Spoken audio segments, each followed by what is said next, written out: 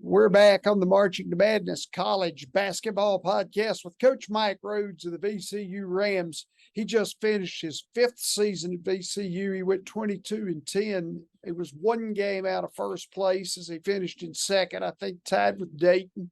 And Coach Rhoades has a 66% winning percentage at VCU. Coach, welcome.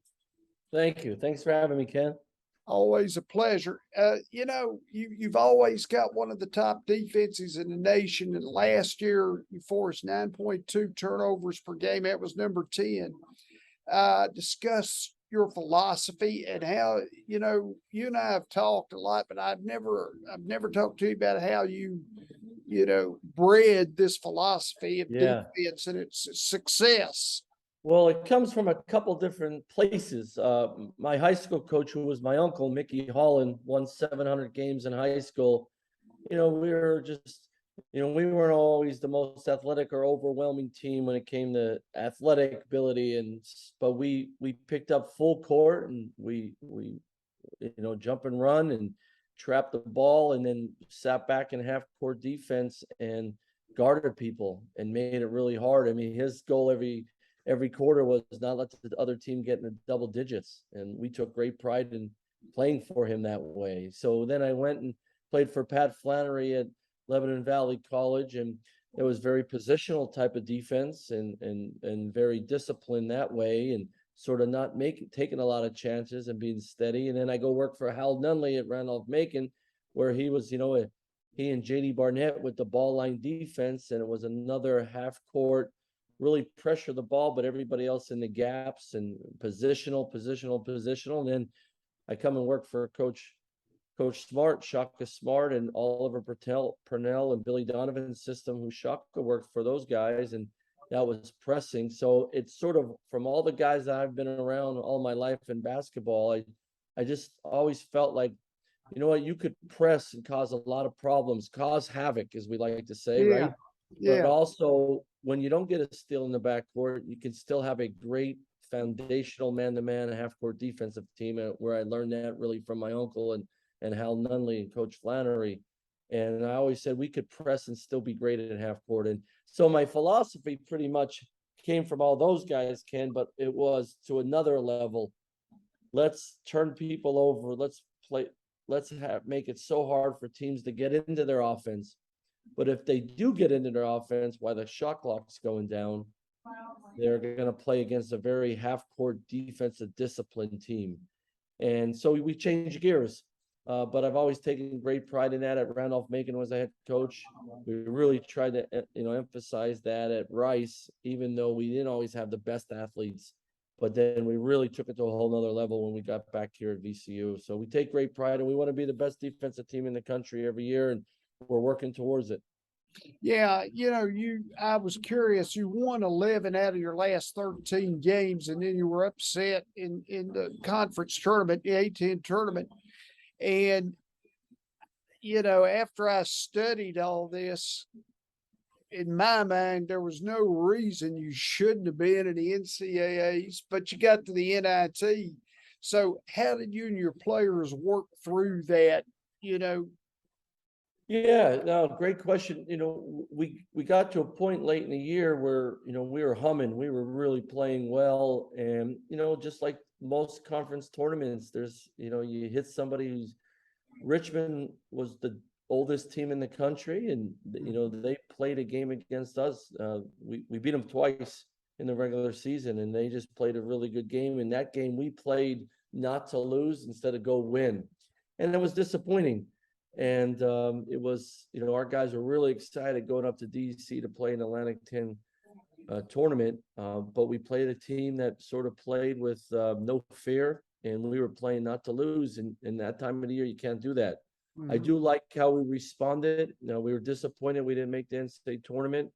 We played the first 8 games of the year without Ace Baldwin. Of course, Jameer Watkins would have been a starter, was out the whole year. And we had a lot of adversity with injuries, and we really recovered from that and had a great year. And, we were one of the top 4 teams, one of the 4 teams out of the tournament, which is disappointing because I thought, 14-4 in A10 regular season play and the schedule that we played, you think you'd be in. But our guys played Princeton here and took it to Princeton that here at our place. That was a great game. And we went down the Wake and played a tough game on the road, didn't win it, but we had a great year. We had a lot of guys returning from that team. We had some changes. So I'm excited to see if we could springboard from last season and the success and the run we had at the end of the year with 11 out of 13. Let's see if we can use that to momentum into this year. Sure. Ace, he's a very watchable player. He's got a lot of game, and he's going to be your leading returning scorer. He led in both assists and steals. Tremendous athlete. But what else does he have as a player that allows him to be, such an impact? Yeah, competitive edge, Ken, more than anything. He's a typical point guard from the city of Baltimore. He plays with an edge. He's so competitive, and that competitiveness and that edge that he plays with, it carries over to the rest of his teammates. He's a Pied Piper. He's a leader. He leads by example, leads by voice, he leads by competitiveness. And if you're not competing like he wants you to compete, he's going to let you know, but he's also going to, pick you up and pull you with him too. So, those are the point guards we've always had around here at VCU and a long time before I got here. And I'm excited that, Ace is the next one. I think he's had a great off season, and I think a lot of guys have followed him with great off seasons into this year. We're excited to see if he can take us to a whole nother level. Sure. And then Jaden Newman, a scorer and a solid defender, averaged 8.6 points, and he possessed the ability to get to the free throw line. Talk about his ability to change from offense to defense and make it so successful. Yeah, I mean, he's a very coachable kid. His parents gave us a great young man to work with. And he kept getting better every week. And when Ace was out the first 8 games of the year, here's a freshman we had to throw into the fire, and we had to take him to the Bahamas and be our starting point guard and play 30+ minutes. And he really responded. And he works really hard on his game. He's very coachable. Like, he could score at all 3 levels. He's gotten stronger from last year, which, is huge for an underclassman. And then he can guard the ball. He can guard people off the ball. And, I'm excited to see him take another step. He should be a double-digit scorer every night for us, and also an extra ball handler out there, and a guy that can, take other guards out of games with his ability on defense. So he knows the confidence I have in him. I'm excited to see him take another step, him and Ace in the backcourt with some other guys as well. And but we're excited to see the sophomore year he's going to have. Talk about your depth in the backcourt. You've always got, the depth that lots of coaches dream about, in outside. Yeah. Well, we recruit that way, Ken. The way our style of play, we got it, for us to press and us to play fast. And, some people say they play fast. We just don't say it, we do it. And so we got to play a lot of guys. But I'm really excited with the depth we have. I think the one thing that we improved upon from last year is we have more players and better players. And from the guys we've lost, and then the guys we got through the portal and the freshmen, we improved in talent and athleticism and size. And I think that's going to be huge for us in the backcourt. Of course, having Ace and Jaden Nunn as returning.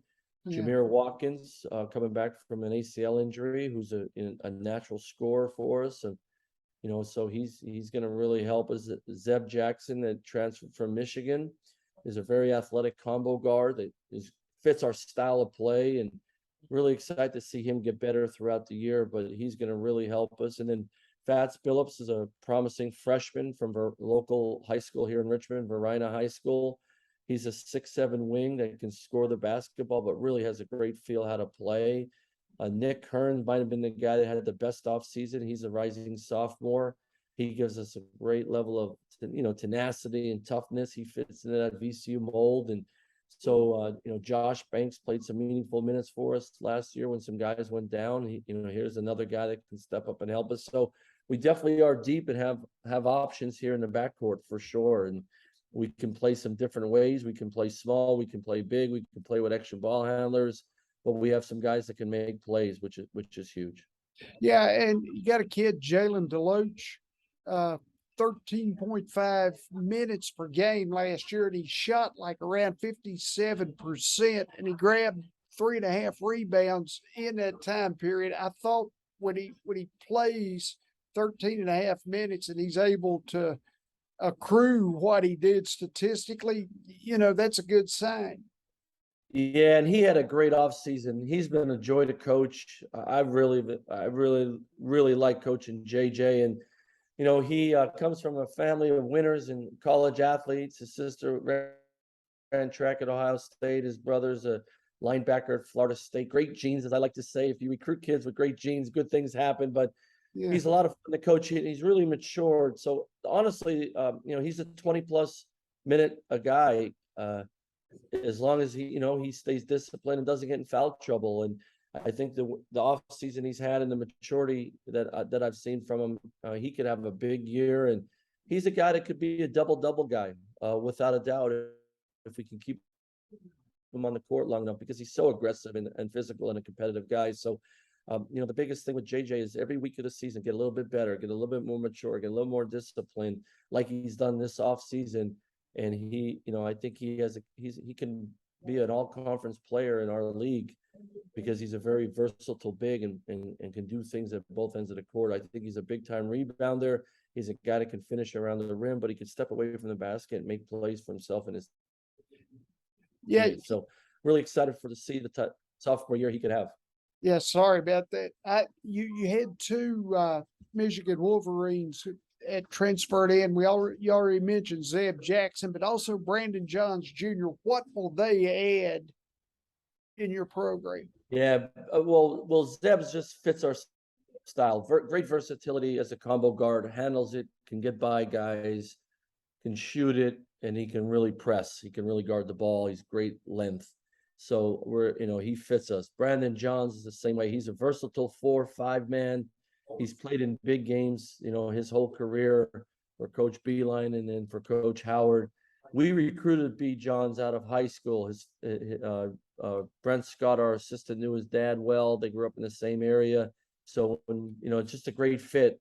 Brandon has a chance to be a very good player for us this year, and just his versatility fits us. He can make threes. He can take guys to the basket. He can put the ball on the floor, but his energy and his positivity, it's what we want around here. He fits our style, and I'm really excited to coach him. He's been a lot of fun this offseason, this summer going into the fall. And, I told him, I just want you to come here, let your hair down and just go play. And I think he's excited as well.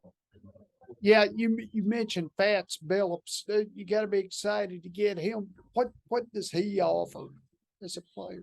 Yeah, I mean, his best basketball is ahead of him. He's a freshman with his head spinning right now, but that's a good thing. He's very coachable, but he's a 6'7" versatile wing that he can get to the rim on people. He can shoot over people. He can shoot threes. He's a really good field, good passer. He's got to get stronger, and he's just got to understand the speed, the pace of college basketball. What I've loved about Fats, and he's a lot like a lot of the freshmen we have, it's a whirlwind for him right now, but he shows up every day and goes to work. And he's going to get on the floor as a freshman and help us win, because he's too talented not to. And the one thing I've been really tough on him, freshmen and their defense, right? We've all been there, and he keeps responding and keeps improving all the time. And, Fats could be a heck of a player for us as he goes on his career at VCU, and he's a freshman. We're looking for him to help us. Last thing, Coach, when you look at the state of college basketball today, it's got to stay in transition, because things are going to change, from day to day, from hour to hour, from minute to minute, on and on. Yeah. What's your take on the transfer portal, the NIL, and then, is it something that you think it'll fade on out, or is it going to be here to stay? Well, look, change is everywhere in the world, right? So yeah. My biggest thing is you got to be ready for change. Don't be surprised by it. And, there's certain things, foundational that are in our program that we're not changing no matter what changes. The way we play, how hard we work, the type of kids we want to recruit, that's not changing. Sure. What's gonna things around us may change, and you're gonna have to accept that change and be ready for it. So I always say expect the unexpected. Mhm. And in the world of the NIL, that stuff is upon us. Agree or disagree with it, you have to accept it, and we're trying to use it to benefit our young men as best we can. But I tell our guys that if the NLI is the reason you're coming to VCU, you have your priorities messed up. But we are gonna, we as an athletic department have accepted the NLI, and we're gonna use it to benefit our student athletes, and I think it's great. So they have to take great responsibility, and that can help them grow and them understand how to handle that with their academics and with becoming the best basketball player they can. With the transfer portal, the big dogs have made decisions in the NCAA and in college athletics that this is how they're going to go about it. So why would I fight it, or why would I disagree with it? It is what it is. So how can we use that and benefit our program? I don't want to ever see any of our guys leave VCU and leave our family.